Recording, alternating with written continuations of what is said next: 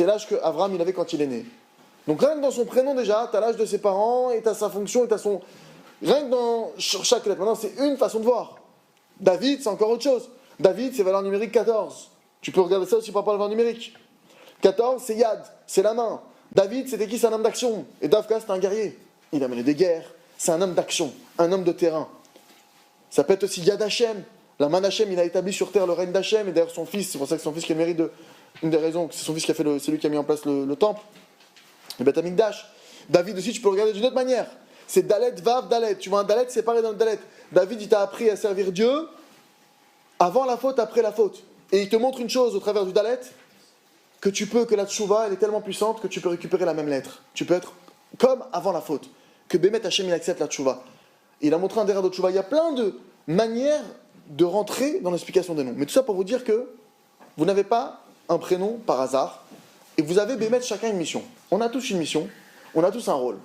Maintenant, sans rentrer dans le rôle de chacun, ça c'est quelque chose qu'il faudrait faire, il faut que chacun cherche son chemin personnel, il y a une base qui est commune à tout le monde. Et cette base-là, il y a une chose qui permet à chacun de pouvoir réussir. Il y a un élément qui est nécessaire à tout le monde. On l'a vu ici il y a quelques temps, il y a quelques mois, je pense. Et là, je vais le connaître un peu plus dans le détail.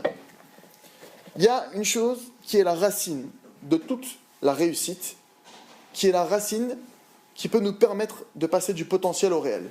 On a tous en nous un potentiel. Un potentiel qui est génétique, on a tous un corps, une sagesse, des moyens, on a tous quelque chose. Maintenant, pour pouvoir faire sortir notre potentiel, il y a un mode d'emploi. Et il y a un sens. C'est quoi la base, l'élément de base, la clé, le pas qui va te permettre de faire sortir ton potentiel? Et là maintenant, entre guillemets, ce que je veux dire, c'est peut-être même pas, c'est de la Torah, mais c'est peut-être même pas de la Torah au sens propre. Il y a une chose qui s'appelle l'autodiscipline. En réalité, le rôle d'un père, le rôle d'une mère, c'est de donner à ses enfants, évidemment, les meilleurs moyens pour qu'ils grandissent, de leur donner les meilleurs outils pour qu'ils puissent s'accomplir et réaliser leur vie. Et la base, une des bases que les parents doivent donner à leurs enfants, c'est la notion d'autodiscipline. Un enfant, il ne va pas se coucher de lui-même tôt. Un enfant, par exemple, il va te dire jusqu'à la dernière seconde, je ne suis pas fatigué. Et la seconde d'après, il est endormi. Mais il vient de te dire, je ne suis pas fatigué. Un enfant, il va manger des choses qui ne sont pas bonnes pour lui. Il ne réalise pas. D'ailleurs, tu vois qu'il peut goûter toutes sortes de choses. Les parents, ils sont là pour mettre ses limites. D'accord? À quelle heure il se couche? À quelle heure il se lève aussi? À quelle heure il doit arrêter de jouer? Il y a des règles à mettre. Mais des parents qui eux-mêmes n'ont pas d'autodiscipline. Comment est-ce qu'ils peuvent transmettre ça?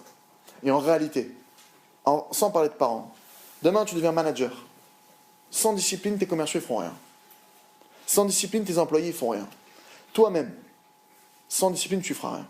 Sans autodiscipline. Donc, pour toutes ces raisons, parce que c'est important pour les autres, mais c'est surtout important pour nous, l'autodiscipline, c'est la racine de la réussite. L'autodiscipline, maintenant, pour essayer de voir avec vous, première chose, définition de ce que c'est que l'autodiscipline. Parce qu'il y a tu peux rentrer dans plein de théories psychologiques, philosophiques, j'en sais rien. Autodiscipline, définition très simple. Est autodiscipliné une personne qui est capable de se fixer pour lui-même des choses et les tenir, ce qu'elle s'est fixé. Tu te fixes un objectif, tu accomplis ton objectif. Ça s'appelle être autodiscipliné. Ça peut être des objectifs, ça peut être des challenges, ça peut être toutes sortes de choses. La personne qui est capable d'accomplir ça est autodisciplinée. L'inverse de l'autodiscipline, c'est quoi? C'est quelqu'un qui n'arrive pas à accomplir ce qu'il s'est fixé pour lui-même. Maintenant, je ne parle même pas Torah, spécialement. Pas d'ailleurs que ça marche pour la Torah à 100%, etc. Mais déjà, je parle même dans un milieu social. Quelqu'un qui n'est pas capable de se fixer des points qu'il doit atteindre et qui n'arrive pas à atteindre ces choses-là. Tu t'es décidé de te lever à ce temps-là, tu n'arrives pas. Tu as décidé d'étudier ça, tu n'arrives pas. Tu as décidé de travailler tel dossier, tu n'arrives pas. Tu pourras réussir dans rien au final. La base de la réussite, ça commence par cette éducation-là. Maintenant, pour comprendre l'autodiscipline, parce que vous allez me dire, ok, alors certains vont dire, bon, moi ça va, grâce à Dieu, je m'y tiens.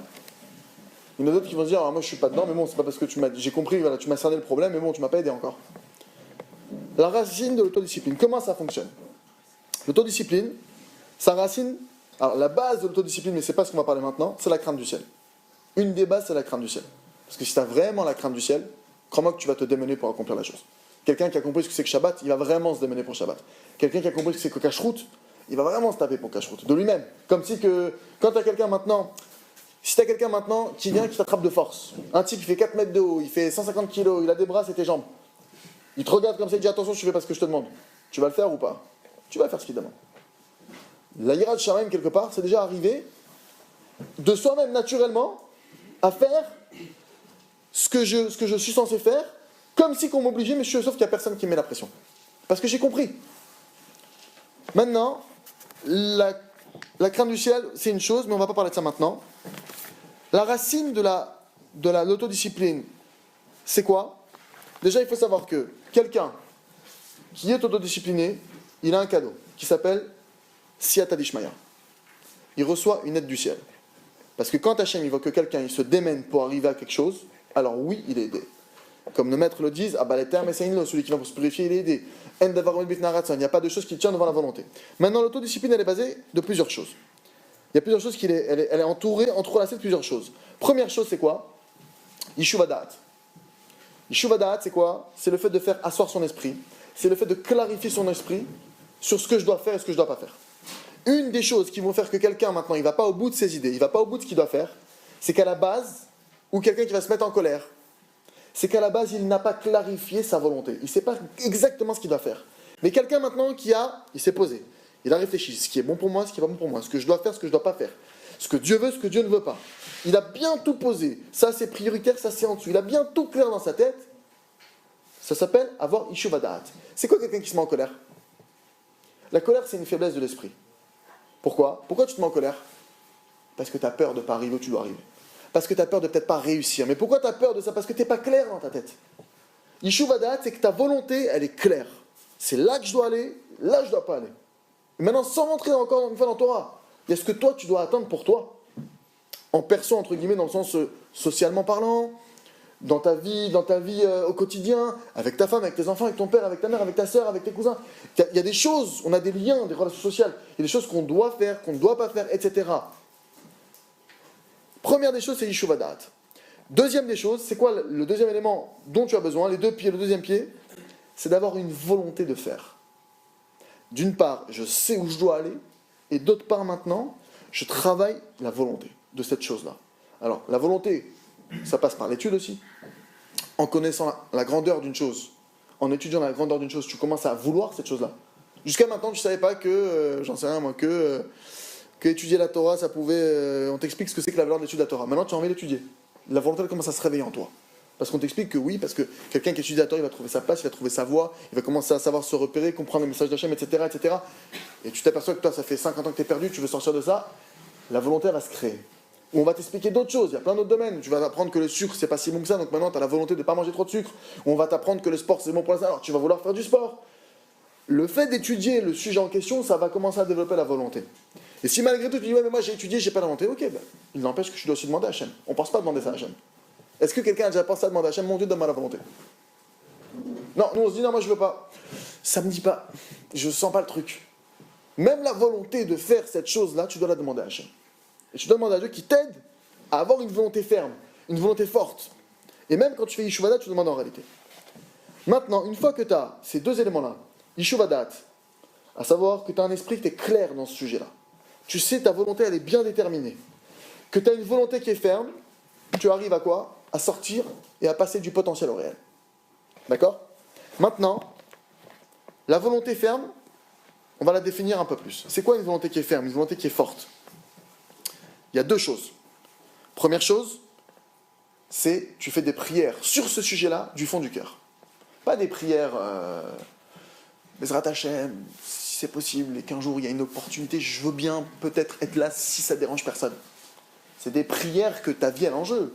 On raconte une fois, c'était sur Rabbi Nachman, Zatzal. Il était à Tibériade, il y a eu, je crois, une émeute, ou je sais pas ce qui s'est passé, en tout cas il y a eu une galère.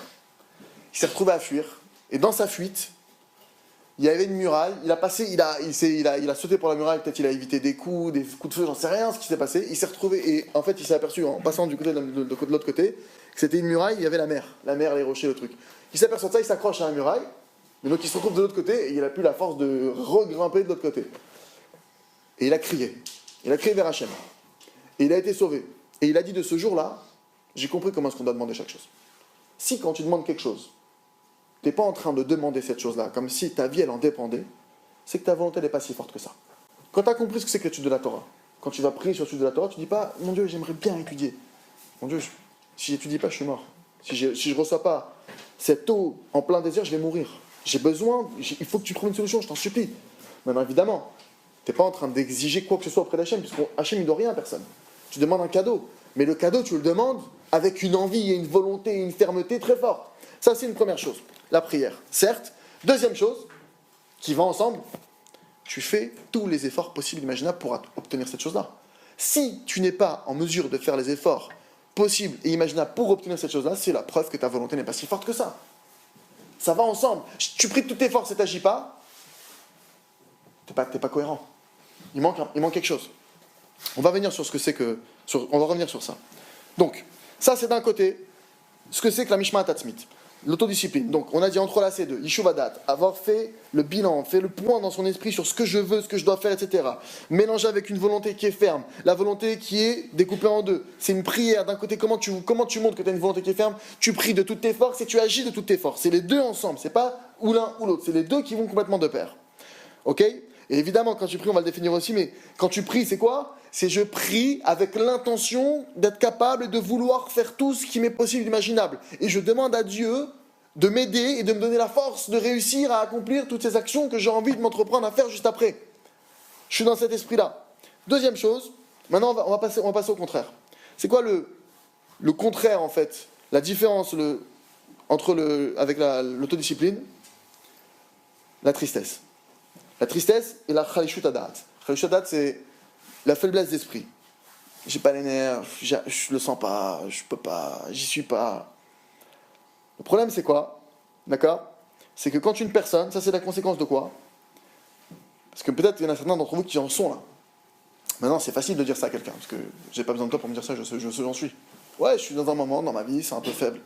Maintenant comment je sors de ça? Déjà il faut comprendre ce qui se passe. Quand tu as des situations dans ta vie, où tu vois que tu n'arrives pas à avancer sur Shabbat, tu n'arrives pas à avancer sur Kashrut, tu n'arrives pas à avancer dans l'étude de la Torah, tu n'arrives pas à avancer pour te marier, j'en sais rien, chacun là où il en est dans sa vie. Et tu sens qu'en toi, il y a une sorte de faiblesse, que tu es un peu usé de ça. Déjà, il faut que tu saches que c'est la conséquence de deux choses. Première des choses, comment ça se manifeste ça? Le problème que tu as, c'est que ta volonté, tes choix, ils ne sont pas clairs. Un des problèmes que tu as, c'est que tu n'es pas clair dans tes choix. Tu t'y vois pas clair, tu sais pas encore, tu es dans une brume. À cause du fait que tu es dans la brume, à cause de ça, qu'est-ce qui se passe? Tu fournis pas les efforts qu'il faut pour arriver à la chose. Forcément, le type, il est bancal dans sa pensée, bancal dans ses actions, forcément, il n'arrive pas à son but. Ça n'existe pas un type qui fait tout ce qu'il faut, de tout son possible, Hachem il l'aide. Hachem il l'aide. Maintenant, sans rentrer, il est intelligent, il n'est pas intelligent, il est fort, il n'est pas fort, l'homme chané, Hachem il l'aide. Hachem il voit dans ton cœur, Hachem il voit dans tes reins. Tu te tapes, maintenant même le type qui n'est pas fait pour un truc, c'est toi, Hachem il fera en sorte que ce jour-là, même s'il n'a pas les kélim, il tombera sur un examinateur, que c'est le cousin de son père, et qui va dire bon, il va se passer un truc, il aura une aide. Il ne sera pas laissé de côté.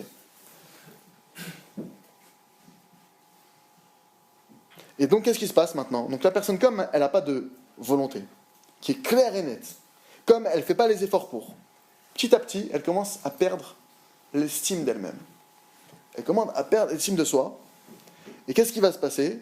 De ça, elle devient triste. Et de ça, maintenant, elle voit qu'elle n'arrive pas. Je ne suis pas à la hauteur, je ne suis pas au niveau. Maintenant, tout ça, maintenant, c'est à cause de ces deux problèmes. Tu n'as pas clarifié la situation, ta position, où tu dois aller, pourquoi tu dois y aller. Ouais, mais je sais pas, va voir un rave, va questionner. C'est quelque chose de psychologique, c'est quoi? C'est j'en sais rien, tu veux faire des études, c'est quoi? Va voir les personnes qui peuvent t'aider. Évidemment, il faut avoir ton rave à la base, parce que c'est d'abord c'est le rave. D'abord, c'est la première des choses. D'abord, tu vas consulter Akadosh Baruch Hu, tu demandes de l'aide Hachem, et tu cherches à clarifier. Une fois que tu seras clair, tu vas savoir commencer à faire un programme. Donc ça, c'est une chose. Maintenant,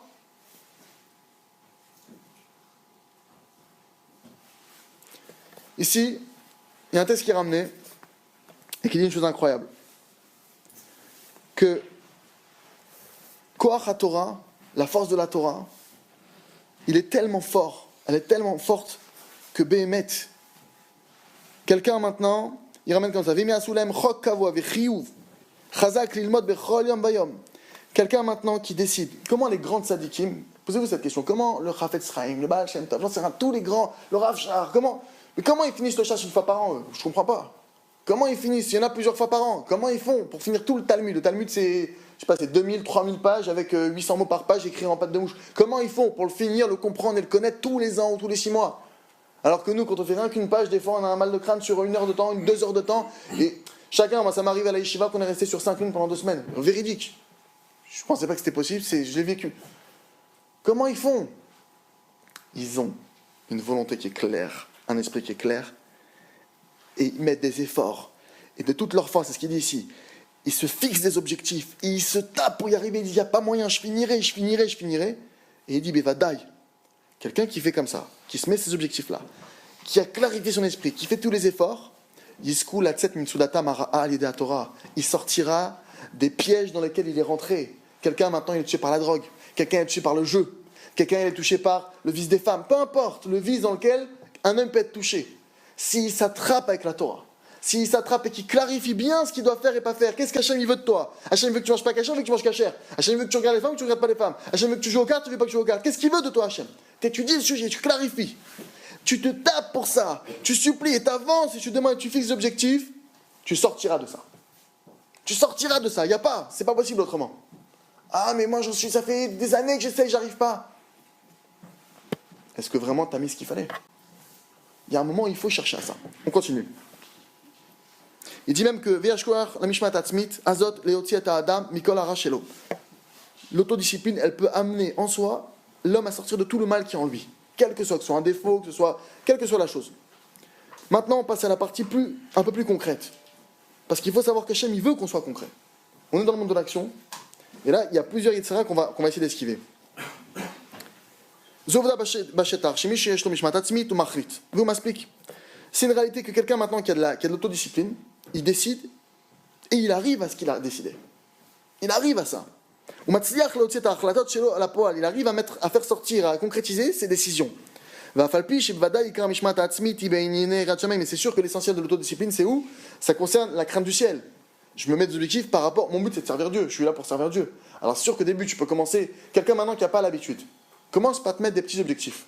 Comment est-ce que des parents, ils construisent la confiance d'un enfant en lui? C'est quoi le début de la construction? Tu donnes à ton enfant des petites missions. Tu lui donnes des petites choses à faire. Que tu sais qu'il va réussir à le faire. Il le fait. Ah, bravo, tu lui fais un cadeau, un bonbon, un truc. L'enfant, il est content. Tu donnes une autre mission. Maintenant, tu es capable, tu as appris un verset de la Torah. Super. Maintenant, 2 versets. 3. Tu vas commencer à rentrer en lui déjà la volonté d'apprendre. Tu vas rentrer en lui la confiance que oui, j'arrive. J'y arrive. Tu vas petit à petit construire ça. C'est pareil pour ça maintenant. Tu t'aperçois que tu as 35 ans, que tu n'es pas encore posé. C'est un peu toute la génération qui fait comme ça. D'accord? Parce qu'on est passé par là où on est passé. Il y en a certains qui naturellement ils ont ça, ok, que Dieu les aide et s'ils peuvent aider ceux qui ne sont pas, ce serait sympa de leur part, vous allez les organiser.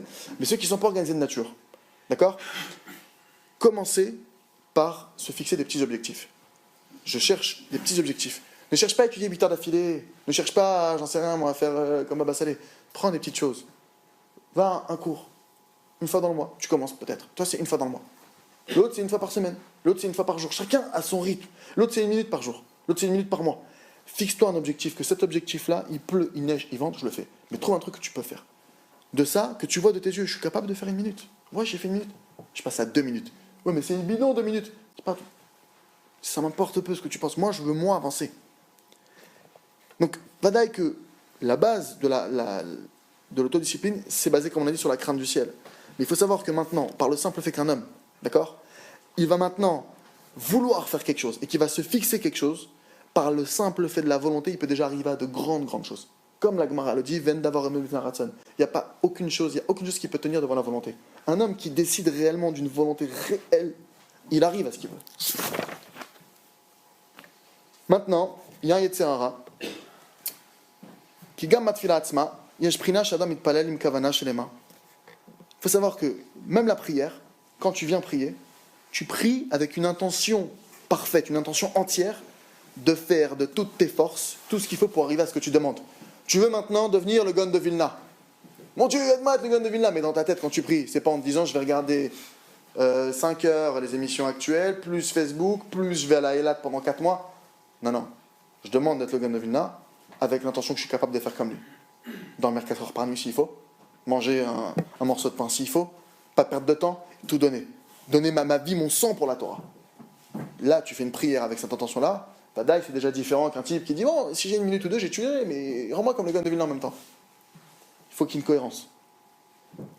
Donc tu pries avec une décision, avec la ferme décision que je serai prêt à tout faire. Et quand tu pries, tu demandes à Hachem, s'il faut, je dormirai peu. Mais mon Dieu, si tu ne me donnes pas la force pour dormir peu, j'y arriverai pas. Je vais dormir encore comme d'habitude, 8, 9 heures, 10 heures des fois. Donne-moi les forces. Donne-moi les forces de dormir 4 heures par nuit s'il faut. Donne-moi les forces de dormir même moins. Et au passage, je vous précise que le sommeil dépend de la Kedusha de l'homme. Plus un homme il est sain, moins il dort. Parce que plus il est sain, plus il est réveillé en fait. C'est quoi un homme sain? C'est un homme qui réveille, il comprend qu'il y a une divinité dans le monde, il y a quelque chose dans le monde. Et il fait attention. Là, je regarde pas, là, je fais attention. Donc il est réveillé tout le temps, il est éveillé, il est aux aguets, il n'est pas en train de dormir. Puisque maintenant, tu es réveillé. Quand tu es réveillé, alors mesure pour mesure, quand tu devrais dormir, alors tu es réveillé quand même. Mais c'est une réalité. Donc quand tu vois que tu dors trop, c'est peut-être qu'Hachem est en train de dire tu dors trop spirituellement. Ouais, mais j'ai besoin de 10 heures par jour. Ouais, mais parce que aussi 10 heures par jour, tu es en train de. On ne sait pas à quoi tu penses. On ne sait pas où tu es. Et il faut savoir que. Donc, c'est pas parce que maintenant tu viens de faire une prière de folie que tu es disculpé de faire des actions en cohérence avec ce que tu as prié. Ki yeshgam kaze yetzera shel emuna ki vyachol. Il y a un yetzera comme ça, un genre de yetzera qui vient de voir avec la emuna. Moi j'ai la emuna, moi j'ai la foi, c'est bon, j'ai déjà de la foi, j'ai compris, c'est bon, Hachem il va tout m'envoyer. C'est d'ailleurs. Mais concrètement, si un homme, on parle maintenant entre amis, si un homme, si un homme il n'est pas prêt à faire tout ce qu'il peut pour atteindre ce qu'il veut, ça montre que sa volonté est très faible. Comment est-ce qu'on sait si tu veux quelque chose? Si tu veux vraiment. Si tu as une volonté qui est forte, comment on sait que si tu veux vraiment? Mais c'est que tu fais tout pour. C'est pas une question de mouna maintenant, c'est une réalité. C'est-à-dire que tu ne peux pas t'empêcher normalement. Regardez les enfants, prenez exemple sur les enfants. Un enfant, par exemple, quand il y a un enfant, il veut toucher la table. Des fois, il veut prendre un objet sur la table. Tu lui enlèves l'assiette, il va prendre le plateau. Tu lui enlèves le plateau, il va prendre les verres. Tu dis, c'est pas possible. Tu dis, vraiment, il a compris qu'on ne prend pas ce qui est sur la table. L'enfant, il lâche pas l'affaire. C'est-à-dire qu'il veut prendre. Il veut prendre. Tu vois de lui. Regarde quand un enfant, maintenant, il veut pas quelque chose, il se met à pleurer, il se met à hurler. Ou il veut quelque chose. Apprends de lui. Lui, il te montre une volonté qui est ferme. Maintenant, il faut savoir que quelqu'un qui n'est pas prêt à faire tout ce qu'il peut, d'accord?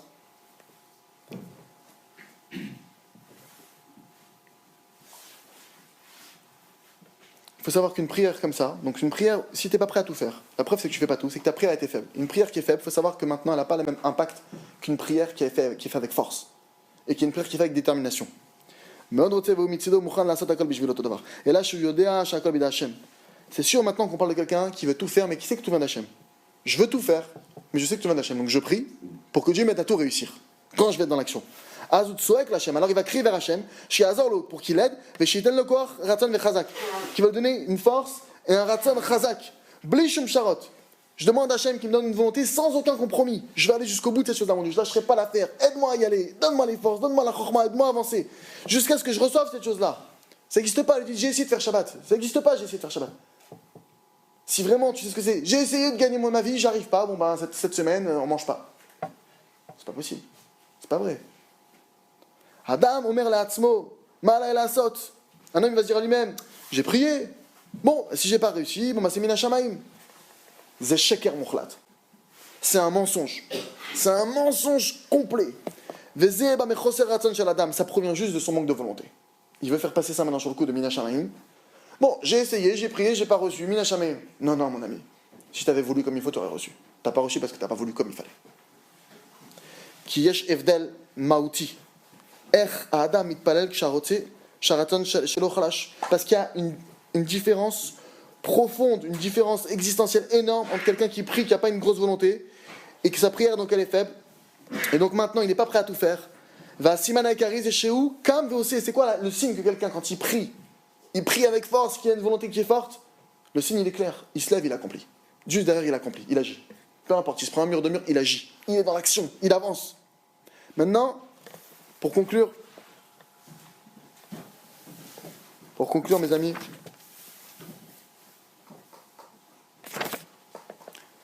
deux derniers points rapidement. Une prière concrète, c'est quoi? Parce que tu dois maintenant... Il explique que Aratson atakif l'auto d'avar ze'avdel ben tfila et tfila. La volonté, ta volonté, ça va être ça qui va différencier une prière d'une autre. C'est pas si tu vas dire des beaux mots, c'est pas si tu vas faire des beaux sourires à Hachem, c'est sûr que ça joue. Enfin, sur Hachem, mais c'est l'intérieur de ta prière qui va compter. Si maintenant c'est une prière qui est remplie d'énergie, et c'est exactement la différence aussi pour quelqu'un qui agit sans autodiscipline dans sa vie et avec autodiscipline. Quelqu'un qui a de l'autodiscipline, il va tout faire, il va tout mettre en œuvre, un programme pour arriver à ce qu'il veut. Même ses prières, elles sont fortes.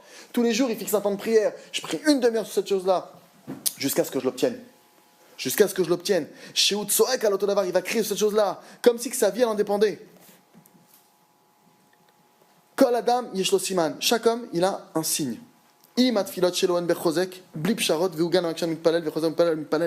C'est quoi le signe? Si maintenant un homme, quand il prie, c'est pas il prie, il dit bon j'ai prié, bon on verra ce qui se passe. Non, il prie, mais il prie et il lâche pas. Et il prie, et il rajoute. Comme un combat de boxe. Il y a bien un coup qui va mettre le chaos. Au bout d'un moment, ça va faire le chaos. Et il lâche pas l'affaire. Si maintenant un homme,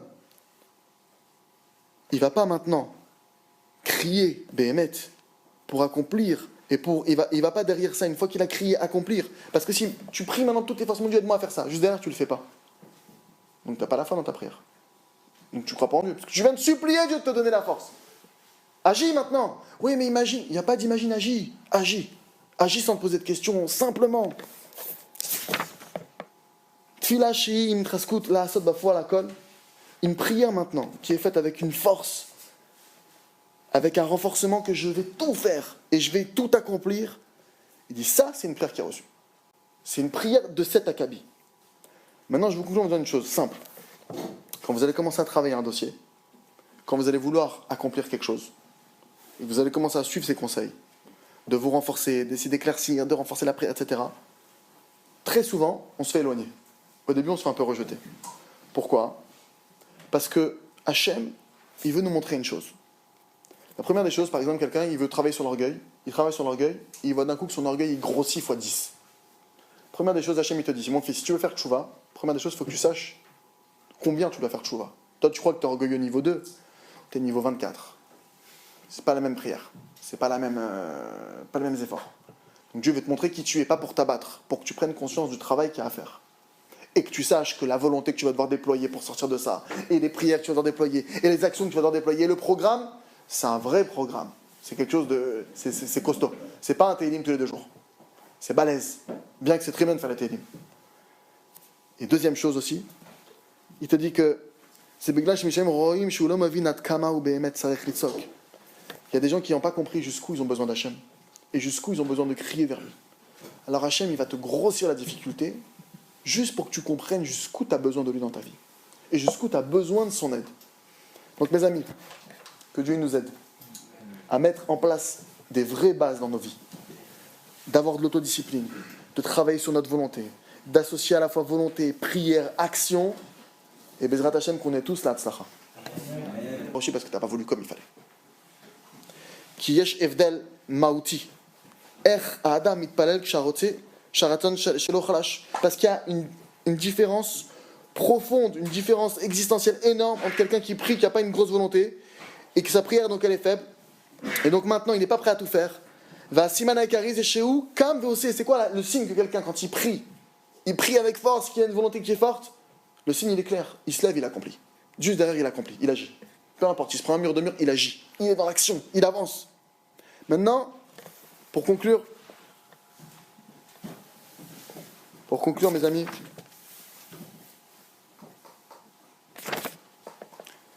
deux derniers points rapidement. Une prière concrète, c'est quoi? Parce que tu dois maintenant il explique que Aratzon atakif l'auto d'avar ze'avdel ben tfila et tfila. La volonté, ta volonté, ça va être ça qui va différencier une prière d'une autre. C'est pas si tu vas dire des beaux mots, c'est pas si tu vas faire des beaux sourires à Hachem, c'est sûr que ça joue. Faire sourire à Hachem, mais c'est l'intérieur de ta prière qui va compter. Si maintenant, c'est une prière qui est remplie d'énergie, et c'est exactement la différence aussi pour quelqu'un qui agit sans autodiscipline dans sa vie, avec autodiscipline. Quelqu'un qui a de l'autodiscipline, il va tout faire, il va tout mettre en œuvre, un programme pour arriver à ce qu'il veut. Même ses prières, elles sont fortes. Tous les jours, il fixe un temps de prière. Je prie une demi-heure sur cette chose-là, jusqu'à ce que je l'obtienne. Jusqu'à ce que je l'obtienne. Chez Utsoek, à l'autodavar, il va crier sur cette chose-là, comme si que sa vie, elle en dépendait. Kol Adam Yeshlo Siman. Chaque homme, il a un signe.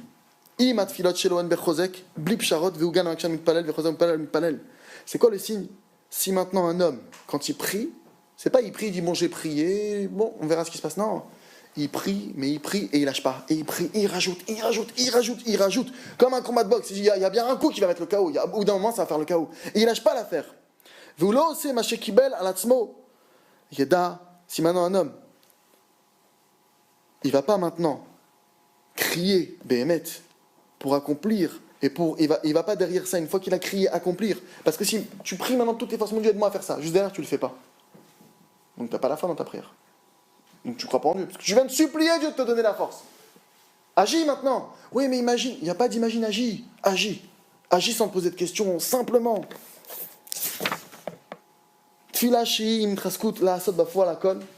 Une prière maintenant, qui est faite avec une force, avec un renforcement que je vais tout faire et je vais tout accomplir. Il dit ça, c'est une prière qui a reçu. C'est une prière de cet acabit. Maintenant, je vous conclue en vous disant une chose simple. Quand vous allez commencer à travailler un dossier, quand vous allez vouloir accomplir quelque chose, et vous allez commencer à suivre ces conseils, de vous renforcer, d'essayer d'éclaircir, de renforcer la prière, etc., très souvent, on se fait éloigner. Au début, on se fait un peu rejeter. Pourquoi? Parce que Hachem, il veut nous montrer une chose. La première des choses, par exemple, quelqu'un, il veut travailler sur l'orgueil, il travaille sur l'orgueil, et il voit d'un coup que son orgueil, il grossit fois 10. Première des choses, Hachem, il te dit, mon fils, si tu veux faire tchouva, première des choses, il faut que tu saches combien tu dois faire tchouva. Toi, tu crois que tu es orgueilleux niveau 2, tu es niveau 24. C'est pas la même prière, c'est pas les mêmes efforts. Donc Dieu veut te montrer qui tu es, pas pour t'abattre, pour que tu prennes conscience du travail qu'il y a à faire. Et que tu saches que la volonté que tu vas devoir déployer pour sortir de ça, et les prières que tu vas devoir déployer, et les actions que tu vas devoir déployer, et le programme, c'est un vrai programme. C'est quelque chose de... C'est costaud. C'est pas un télim tous les 2 jours. C'est balèze. Bien que c'est très bien de faire le télim. Et deuxième chose aussi, il te dit que c'est Beglash Mishem Roim Shulom Avinat Kama ou Behemet Sarech Litzok. Il y a des gens qui n'ont pas compris jusqu'où ils ont besoin d'Hachem. Et jusqu'où ils ont besoin de crier vers lui. Alors Hachem, il va te grossir la difficulté juste pour que tu comprennes jusqu'où tu as besoin de lui dans ta vie. Et jusqu'où tu as besoin de son aide. Donc mes amis, que Dieu nous aide à mettre en place des vraies bases dans nos vies, d'avoir de l'autodiscipline, de travailler sur notre volonté, d'associer à la fois volonté, prière, action, et Bezrat Hachem qu'on ait tous là,